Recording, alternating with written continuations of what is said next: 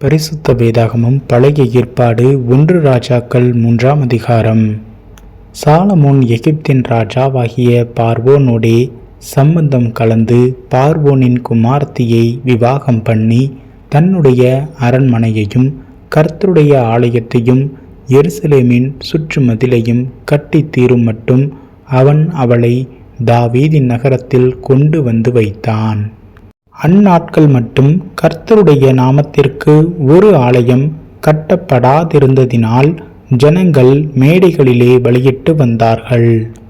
Solomon கர்த்தரிடத்தில் அன்பு கூர்ந்து தன் தகப்பனாகிய தாவீதின் கட்டளைகளில் நடந்தான். ஆனாலும் அவன் மேடைகளிலே பலியிட்டு தூபம் காட்டி வந்தான். அப்படியே ராஜா பலியிட கிபியோனுக்கு போனான். அது பெரிய மேடையாயிருந்தது. அந்த பலிபீடத்தின் மேல் சாலமோன் 1000 சர்வாங்க தகன பலிகளை செலுத்தினான். கிபியோனிலே கர்த்தர் சாலமோனுக்கு ராத்திரியில் சொப்பனத்திலே தரிசனமாகி, நீ விரும்புகிறதை என்னிடத்தில் கேள் என்று தேவன் சொன்னார்.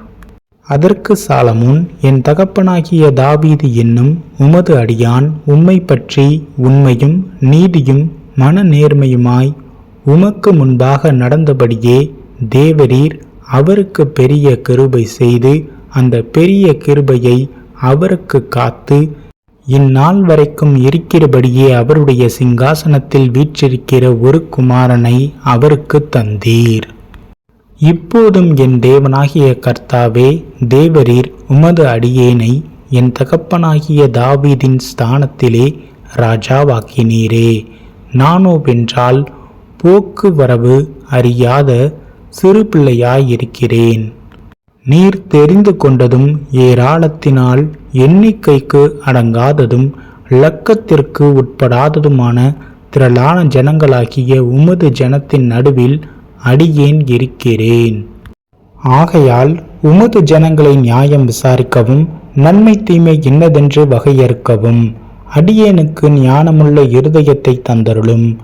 ஏராளமாய் இருக்கிற இந்த உமது ஜனங்களை நியாயம் விசாரிக்க யாராலே ஆகும் என்றான். சாலமோன் இந்த காரியத்தை கேட்டது ஆண்டவருடைய பார்வைக்கு உகந்த விண்ணப்பமாயிருந்தது.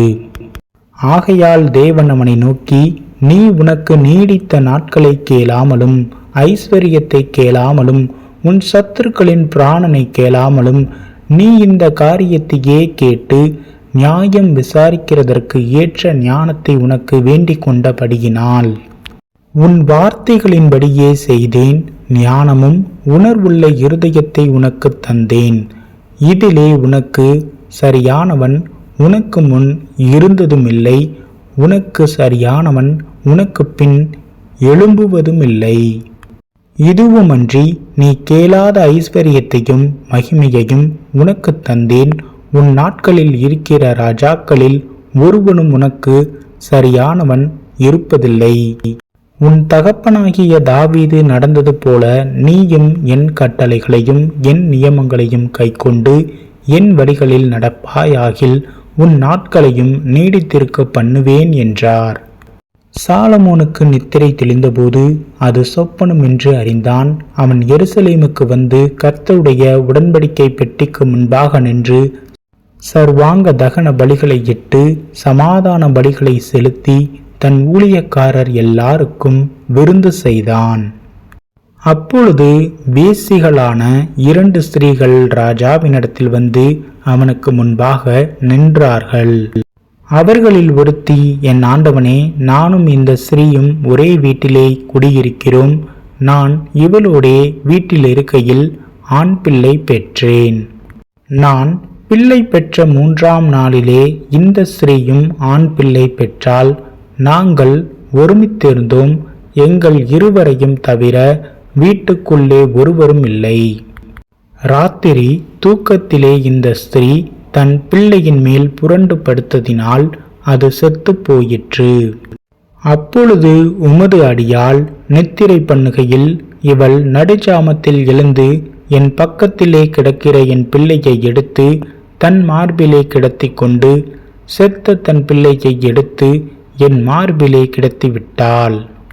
என் பிள்ளைக்கு பால் கொடுக்க காலமே நான் எழுந்திருந்த போது அது செத்து கிடந்தது. பொழுது விடிந்த பின் நான் அதை உற்று பார்க்கும்போது அது நான் பெற்ற பிள்ளை அல்லவென்று கண்டேன் என்றாள். அதற்கு மற்ற ஸ்திரீ, அப்படியல்ல, உயிரோடு இருக்கிறது என் பிள்ளை, செத்தது உன் பிள்ளை என்றாள். இவளோ, இல்லை, செத்தது உன் பிள்ளை, உயிரோடு இருக்கிறது என் பிள்ளை என்றாள். இப்படி ராஜாவுக்கு முன்பாக வாதாடினார்கள்.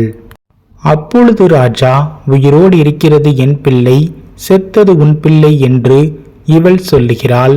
அப்படியல்ல, செத்தது உன் பிள்ளை, உயிரோடு இருக்கிறது என் பிள்ளை என்று அவள் சொல்லுகிறாள் என்று சொல்லி, ஒரு பட்டயத்தை கொண்டு வாருங்கள் என்றான். அவர்கள் ஒரு பட்டயத்தை ராஜாவினிடத்தில் கொண்டு வந்தார்கள். ராஜா, உயிரோடு இருக்கிற பிள்ளையை இரண்டாக பிளந்து பாதியை இவளுக்கும் பாதியை அவளுக்கும் கொடுங்கள் என்றான்.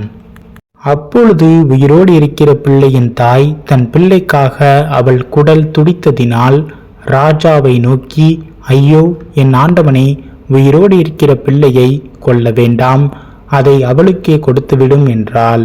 மற்றவள், அது எனக்கும் வேண்டாம், உனக்கும் வேண்டாம், பிளந்து போடுங்கள் என்றாள். அப்பொழுது ராஜா, உயிரோடு இருக்கிற பிள்ளையை கொல்லாமல் அவளுக்கு கொடுத்து விடுங்கள், அவளே அதன் தாய் என்றான். ராஜா தீர்த்த இந்த நியாயத்தை இஸ்ரவேலர் எல்லாரும் கேள்விப்பட்டு நியாயம் விசாரிக்கிறதற்கு தேவன் அருளின ஞானம் ராஜாவுக்கு உண்டென்று கண்டு அவனுக்கு பயந்தார்கள்.